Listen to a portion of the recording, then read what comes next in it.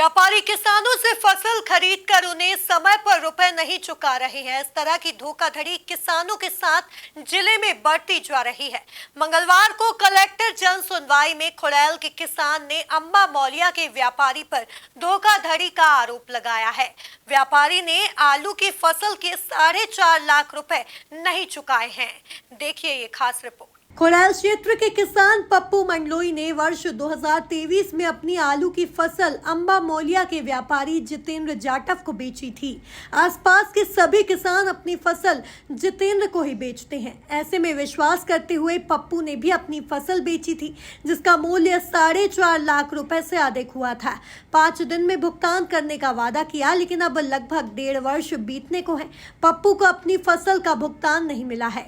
सभी जगह शिकायत कर निराशा हाथ लगने के बाद पप्पू ने मंगलवार को कलेक्टर जन सुनवाई में शिकायत दर्ज कराई। मैं आवेदन लाया था खुड़ैल थाने पे, भी मैंने रिपोर्ट डाली।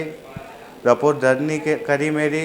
और मैं किसान आदमी हूँ, 3 बाल बच्चे भी है, पिताजी है, माँ बाप सब है। आलू दिए थे मैंने, 750 कट्टे आलू दिए थे और पैसे नहीं दे रहा। पैसे मांगने जाता हूँ तो दादागिरी बताता, हरिजन थाने की धोत देता है मेरे को।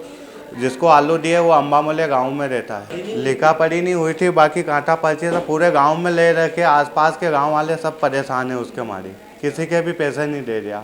वो चेक भी उसके बोनस हो गए। पूरे साल भर खेती करी, 2023 के है पैसे। आलू 2023 में फरवरी को दिए थे मैंने, 12 फरवरी को। मैं किसान आदमी हूँ, मैंने पैसे नहीं देने के कारण बैंक से कर्जे भी ले रखा। अब बैंक का कर्जे मैं कैसे दूँ?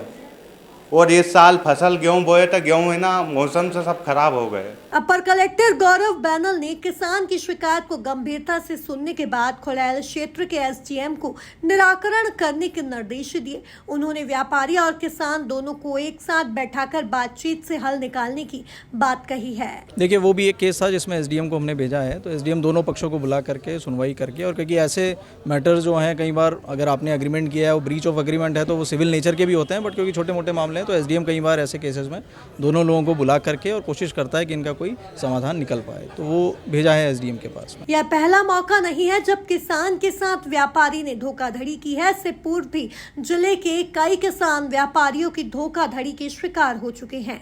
Bureau report, MP news, Indore.